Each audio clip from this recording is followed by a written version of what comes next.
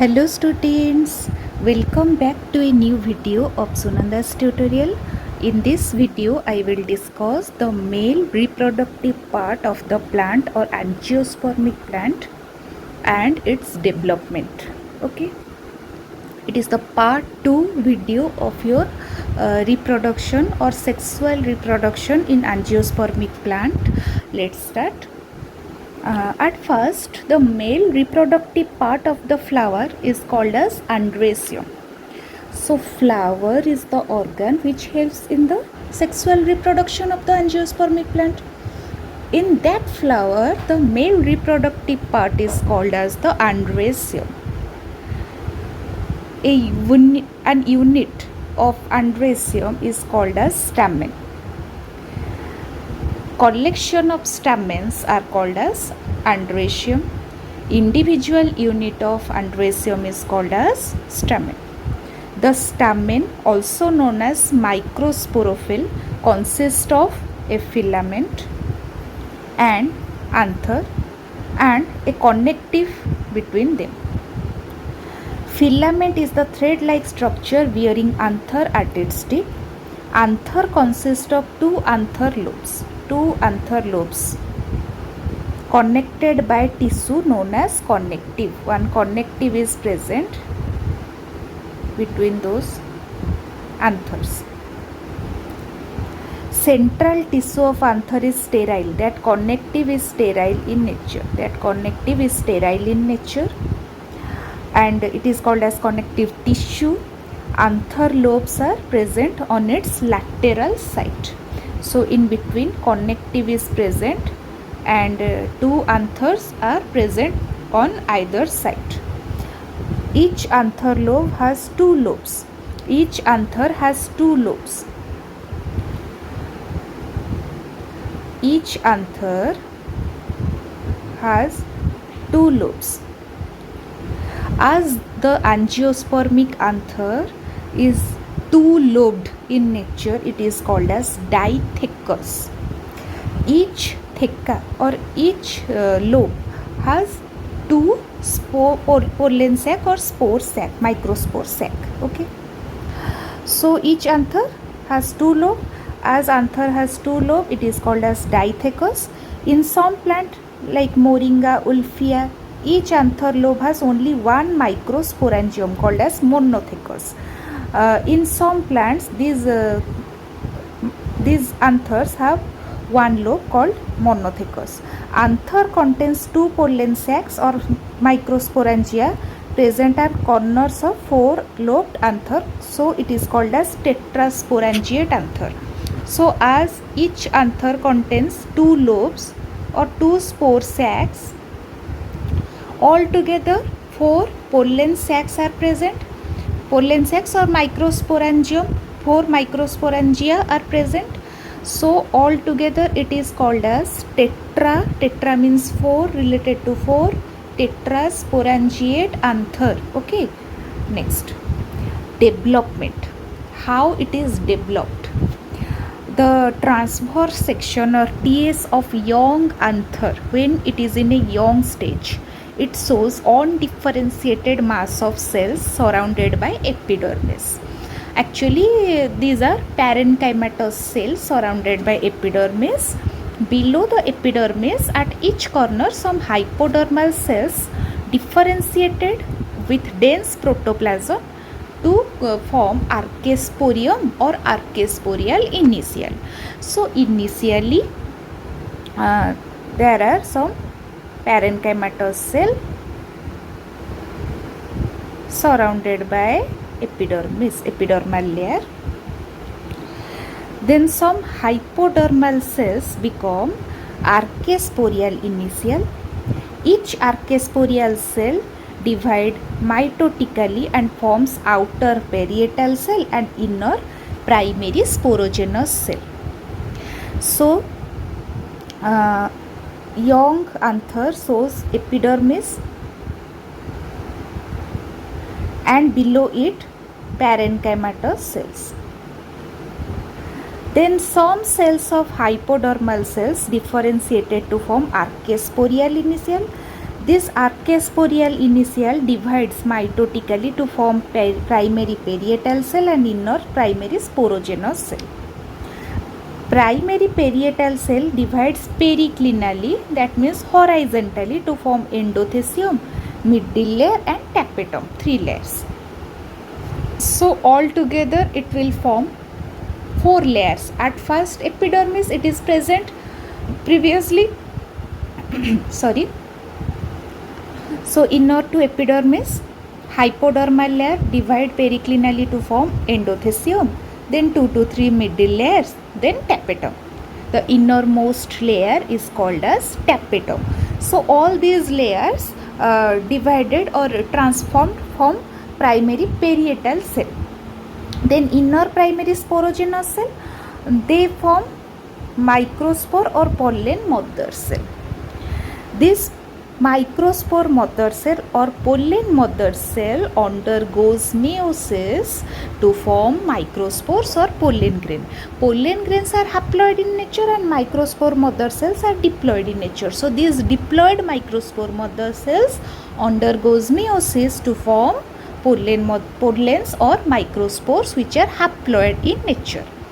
And this process of the formation of pollen grains or microspores from microspore mother cell or pollen mother cell called as microsporogenesis.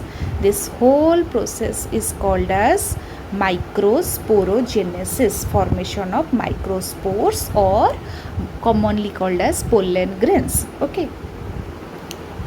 Next, so this is the structure of a matured anther. TS of a matured anther. Outer layer is called epidermis, then endothecium, then middle layers, then vascular strand is present, then connective which is sterile in nature, and inner to is sporogenous cells. Sporogenous cells form microspore mother cell or MMC, which undergoes meiosis, meiotic division, to form pollen grains, PG, or microspores, okay, by the process of microsporogenesis. Next, so it is the whole process of the formation of anther, matured anther. So these are different stages of anther development. Next, so these are different layers. Epidermis, outermost layer, then endothecium. They have fibrous thickening which helps in the anther dehiscence after maturity. The anther ruptures to release the matured pollen grains to the outside. Then middle layers, then tapetum. Tapetum have a major role because they supply nutrients to the growing pollen grains or the developing pollen grains. Okay. Next, microspore mother cells are diploid in nature. Each cell divides meiotically and forms 4 haploid microspores. Remember this, each microspore mother cell undergoes meiosis to form 4 haploid microspores or pollen grains. The division is of 2 types. One is simultaneous type, one is successive type. In simultaneous type of division, meiosis 1 is not followed by cytokinesis. Cell wall formation takes place only after the completion of meiosis 1, stage 1 and stage 2. But in successive type, the cytokinesis occur after meiosis 1, then after meiosis 2 times. Okay. Then pollen grains are formed. Pollen grains are otherwise called as microspores, and they are unicellular, uninucleate, haploid in nature, spherical in shape. So they gives rise to male gametophyte. Sometimes they are variously shaped as polyhedral in Sonchus, then they have cubical in Bacilla. So they differ in their size and the structure. If we observe the anatomy of pollen grain, the outer layer is called exine and the inner layer is called intine. Then exine is differentiated into sexine and inner nexine. Exine again consists of extectine, then in endexine. Exectine further consists of foot layer, vacuolate layer and outermost tectum. So exine differentiated into outer sexine and inner mexine. Again, this exine consists of exectine, then endexine. Exectine further consists of foot layer, vacuolate layer and tectum. Okay. And this exine actually consists of a very tough material called as sporopollenin. So this sporopollenin actually non-biodegradable in nature. So pollen grains are very tough and they remain in the nature very long time without biodegradation. They are found in good condition due to presence of this substance for a long time. Mineral resources like petroleum, coal in the earth can be predicted by presence of pollen grains in fossils. The internal layer, that is intine, they are very soft and consist of pectin and cellulose. They are pectocellulosic in nature. Okay, then pollen grain or microspore is the first cell of male gametophyte which consists of only one haploid nucleus. During early stage of development, it remains within the microsporangium. The germination of pollen grain starts before the dehiscence of microsporangium. The development of male gametophyte has following steps. Before pollination, pollination means transfer of pollen grain from male reproductive part to the female reproductive part. So before that pollination, some development occur, then dehiscence of anther and dispersal of pollen, then pollination will occur, then after pollination some development of this male gametophyte will occur. The single nucleus of pollen grain divides mitotically to form tube nucleus and generative nucleus. So pollen grain may discharge or release into the surrounding at this stage or two cell stage. However, in some plants, generative cell divides further to give rise to two male gametes before pollen grains shed. So in some plants, the pollen grains release or discharge at two cell stage, and in some plants they shed at three cell stage. So the liberated pollen grain germinate on the stigma and develop into pollen tube. Generative cell divides inside pollen tube to form two male gametes.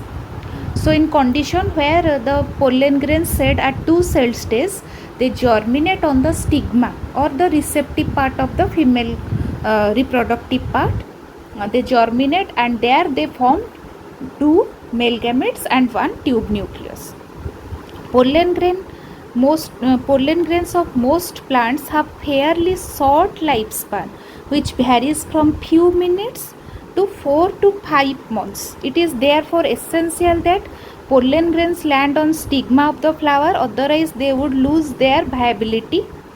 Plant breeders who may need pollen grains of some plant for crop breeding maintain their viability by preserving them in low temperature, that is at minus 196 degrees Celsius, which is called as cryogenic preservation, that is preservation of something at low temperature. Okay, so this is the different stages of microgametogenesis or formation of male gametes.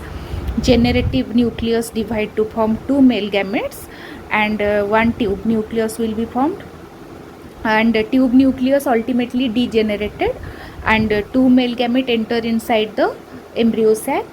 One fuse with the egg and another fuse with the secondary nucleus. In my next video I will discuss about the development of female reproductive part of the flower, and then we will discuss about pollination, then double fertilization or triple fusion, then post fertilization events. So this is my plan. So please stay tuned and like my videos, share with your other friends and family members so that others will get the benefits from it. And please subscribe to my channel Sunanda's Tutorial. Thank you.